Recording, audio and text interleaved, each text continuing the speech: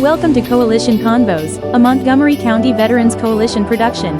Whether you're a veteran yourself, a family member, or simply someone who cares about our veteran community, this podcast is for you.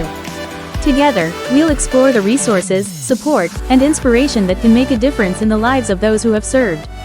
Let's start the conversation. Welcome to Coalition Convos with me, Cece Wheeler, Executive Director of the Montgomery County Veterans Coalition. And joining me today for our very first episode is the Coalition founder and former Executive Director, Sherry Pickering. Welcome, Sherry. Hi, Cece. Thank you so much for having me on your very first podcast. The goal of this podcast is to share information in yet another way for our veteran community. But I really want people to understand what the coalition is about and what we do. So let's start by you sharing how the coalition started and why. Well, when you are active duty, there's a flow of information, whether you're a DOD employee, an active duty member, or a spouse. And when you get out, that flow of information just stops. Now, the VA's come a long way in the last 10 years. Absolutely. But the local, that's really where this comes into play. The local is really where you connect veterans to each other and the services that they need. That's so true. And that was really what started the coalition, is to find those gaps and create that flow of information and solutions. So let's go back in time. It's been 10 years since the coalition started. What were your goals and ideals when you got started with the coalition? Oh, wow. I wanted to create a flow of veteran information. So if the VFW was having an event or a fish fry, or if the VA was putting on a local event, if there was research that just came out about women veterans, I wanted everyone to have access to it. The hard part was, how do you make that happen, right? So we started out having mass email where we had all of our members forward that email onto their membership or their coworkers or their friends. However they could push that information out, that's how we would do it. So establishing that flow of veteran information, and also having a united effort to advocate for our veteran community as a whole, right? By getting those people that wanted to create change in the veteran community, whether they were a veteran or not, at the same table and saying, okay, what are the issues? What are the solutions? And that's a big part of the coalition too. We believe that those that work directly with veterans and their families not only know what the real issues are, they usually know what the solutions are, but they may not have the bandwidth or the ability to create those solutions or make those solutions happen. And that's really where the coalition can step in. Looking back across the past 10 years, how have things changed as a result of the work that's been done by the coalition and our membership? The level of collaboration in this community is noted everywhere. Everybody that comes to our community always says, wow, the amount of collaboration that you have. When we first started out, I was kind of the central place to get resources. Everybody came through me. But, because of the meetings, because of the networking, because of the connections, they just started going to each other and just didn't need me anymore, because they knew each other, they knew what each other provided, and they just went directly to another member, or maybe more than one member, and they came together and created a solution. How many members were in the coalition when it started? Well, let's see. So there was a meeting prior to me doing the coalition. It was a monthly meeting. It was shutting down, and I said, I really felt like this could be a real organization. This could be something that was a daily functioning organization, which back then, when you talked about coalitions, I was just kind of a monthly meeting. But I really believed it could be a daily functioning organization that created true change So that first meeting I had, I believe 3 people showed up, and one of them was Stacy Hopwood. I had to kind of start fresh with building trust because really that's what it's about. A lot of people said in the beginning, well, you're a woman and you're not a veteran. And so it's just not going to work because people aren't going to take you seriously as a veteran. And here's what I learned. Our veteran community, they can spot somebody that's not genuine. And you know what? They knew. In my heart, I just wanted to be able to help them and create change. And because of that, they came along beside of me and they trusted me. I earned their trust because, trust is earned. Respect is earned. It's never given. And too often people try to access the veteran community for the wrong reasons. And our veterans spot that. You're not going to BS our veterans because they're going to see it coming. If you're not genuine, they're going to know. And I'm going to tell you, every step of the way, I had veterans and community members that I could go to and just say, I think we could do this. And they just step in and help, whether it was I need paper for the printer or I need to pass some legislation. Who are some of the key players that played an integral role in getting the coalition on its feet and continuing to succeed for 10 years? I just don't even know if I could name everybody. And if I try to, I'm going to forget somebody and then I'm going to be in trouble. Mary Ross has been my mentor for 10 years. And, I've told you before, Cece, I was very Pollyanna when I first started this. We were all going to hold hands and sing Kumbaya and change the world, right? Well, it was a little harder than that. And so Mary Ross was there to show me the way and tell me what for when I needed it. Amazing influence. Joe Shekinab, he believed in me before I believed in me. That's for sure. Stacy Hopwood's been there from the beginning. Jim Durrett. I'm going to tell you now, we would not still exist if Jim Durrett hadn't backed us the way he did. Jeff Truitt, there's just so many people that were a part of how we ended up today because it just wasn't the people in the beginning. It was the people that formed our first board because, we weren't a nonprofit officially for several years. And the board members along the way, the members along the way, the legislators, Joe Pitts, his legislative assistant, Renee, is the one that truly taught me about legislation. I did not know a single thing, and she just would call me. I'd talk through problems with her, and she'd give me advice. Truly, I never found a time where I said, well, I found lots of times where I had no idea what I was doing. However, I could always pick up the phone and somebody would help. Everybody was so willing to help get to that next step. And that brings us to another good point, which is it's always free to join the coalition. There's no financial cost, but what is the cost of membership in the coalition? You pick up the phone when I call. And that's a box of chocolates. One of my members said that one time. Answering your phone calls like a box of chocolates. You might be, hooking us up with a donor for $5,000, or you may need us to do some project. And that's the way it's always been. I pick up the phone when the membership calls, and they pick up the phone when I call. And our membership has layers. We've got that core group. They're going to be at that meeting every month unless the county shuts down. And then we've got the next layer out. There's those people that don't get to come all the time, but they're still very involved in the coalition. They read their newsletters, they come to events, and they pick up the phone when I call them. And then you've got another layer outside of those people who are the people that have the power that can create the change. Right? And they pick up the phone when we call. Now, of course, it's answer the phone when Cece calls, right? Of course, once you're part of the coalition, you never really get away. So I still call members even when they move out of state. That's so true. And like you said, there's been so many people who played a part in the success of the coalition. But I look at how we have our local clinic now that we didn't have 10 years ago. Yes.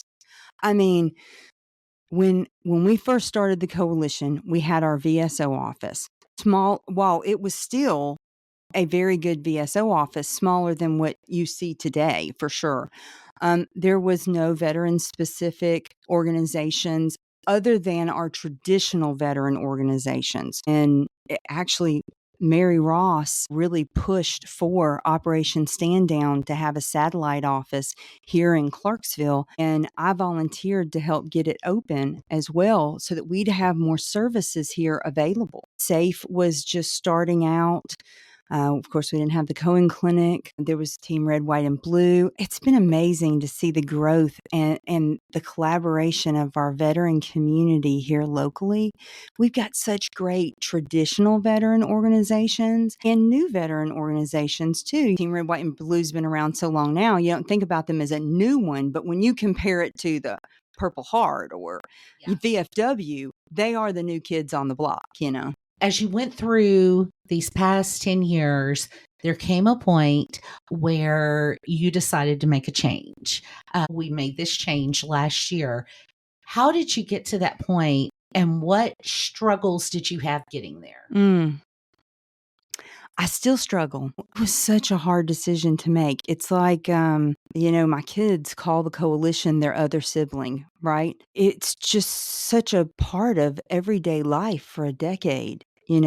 I love our members. We say on our Facebook page, we're a family. We're not just a coalition, we're a family. We have coalition babies. I've watched people's kids grow up and their families change. And there comes a point where an organization needs change. Mary Ross told me 10 years ago, there's going to come a time where you will need, as the founder, you will need to move out of the way and allow for different kinds of growth that you wouldn't bring to it.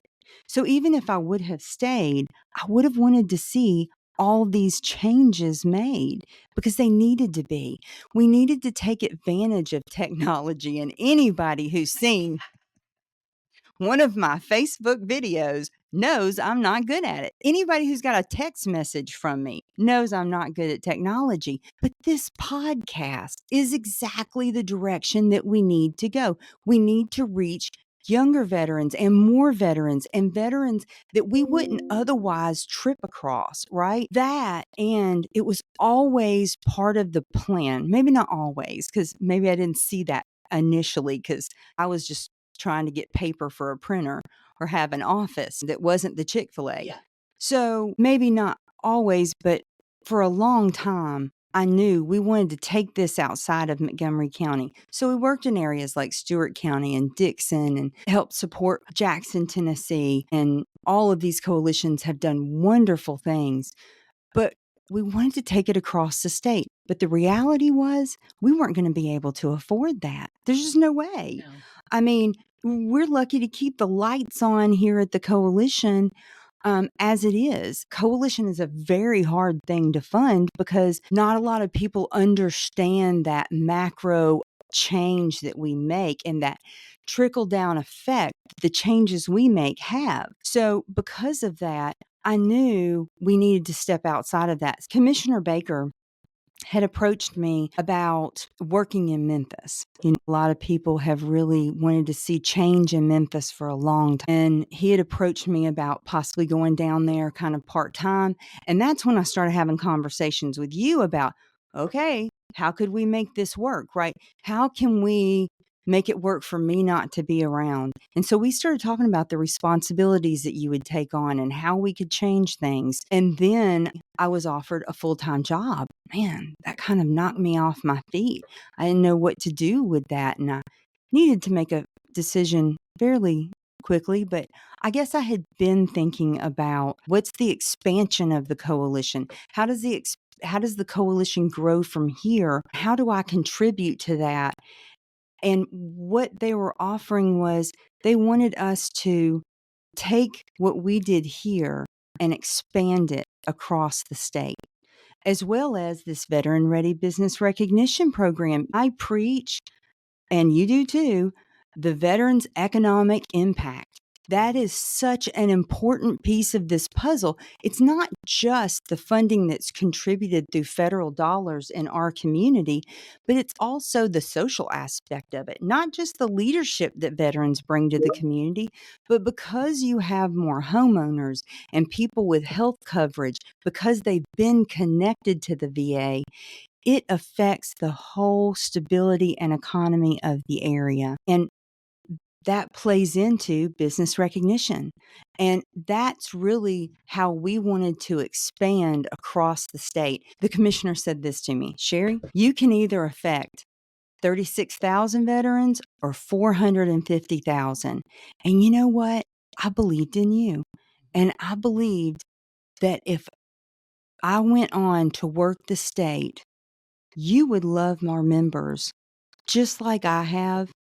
And I knew they would support you just the way they always have supported me. That's how this works. It's not one person. No. It's never been me. It's never been me. It's always been our whole membership. It's the collective impact. And that brings me to another point. That's one of those terms we hear tossed around. What is collective impact and how is it working through our coalition and our veteran community? In a lot of ways. One of the ways is when the coalition identifies an issue. So we always have a discussion time at the end of our meeting, right? Open discussion. The leader will bring an issue to the table, but we believe in letting things organically happen. And again, the people that work directly with veterans, they usually know exactly what issues need to be addressed. And so if they have something that they want to address, we go with that. We'll table whatever the leader was bringing to the table. And that is brought up right there in that moment during the discussion. And I'll give you two examples of that collective impact. There's the small level. Maybe there's a veteran who needs an air conditioner. This happened during one discussion. Veteran needed an air conditioner. This one got on the phone. Carla, who originally was the one that did the meeting, and Steve Singleton, between the two of them, they had this veteran an air conditioner before our discussion time was even over, and it was being delivered to their house. I mean, that's the small kind of level. It's not small to the veteran that's getting an air conditioner when it's hot as Hades. However, bigger level is, okay, we have a community level issue, right? We use what's available in our community first before we create something new. So maybe Clarksville Community Action and Operation Stand Down come together and deal with an issue instead of creating something new. Sometimes it does require creating something new on an even bigger level. Let's say it needs legislation. You've got all the veteran organizations that come together to ensure that that legislation is done. For example, TNVET. TNVET started out of a meeting at the Montgomery County Veterans Coalition. Miss Viv, it had to do with the disabled veterans property tax. And during that time, Miss Viv said, can't we just take a bus up to the Capitol and tell them we don't like what they've done to this benefit that was for our veterans? I didn't know any better. I was still new. I'm like, sure, we can do that. Absolutely. Get a bus together. And eventually MOA partnered with the coalition and we created the first Veterans Down the Hill. However, the coalition doesn't start anything new without then removing themselves out of it. Because ultimately, if we're doing direct service, we're just another organization within our community and we're getting outside of the intent of what we do. Went around the elbow to get to the thumb about collective impact because every one of those examples is collective impact. So when we wanted to start doing Veterans Day on the Hill, we committed to 3 years that we would actively work on legislation and then we would create TNVET that still stands today. And it's veterans for veterans, right? Pushing legislation that they voted on and that they are helping pass. That's collective impact as well. When we were doing Veterans Day on the Hill, we had all these different veteran organizations that were sending their people and was putting into that. And the collective impact was the disabled veterans property tax was fully restored. When we are doing resourcing, when we are at a larger level looking at the fact that everyone in the coalition is going to send a veteran to the VSO office in order to get their benefits done, which makes them eligible for health care, which makes them eligible for a VA home loan, which just snowballs, right? All of these things. And because we're working together, the end result was it 638 million just in comp and pension Yes. this last year? Yeah. I could be wrong on that number. I don't have it in front of me, but that's darn close. Do you know around the state, they look at the numbers in Montgomery County to compare to in order to tell their county, this is what they're doing in Montgomery County. Look what we could be doing. And that's part of that veteran economic impact. So one of the first things I really wanted to see happen at the state is now live on our website at Tennessee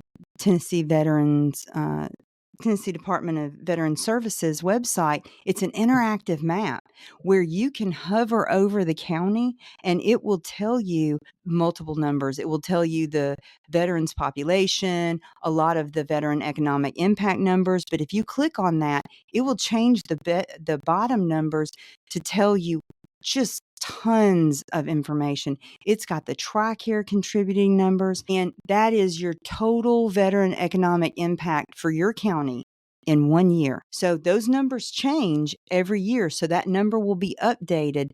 You can use it for grant writing. You can use it for advocacy, just like we did.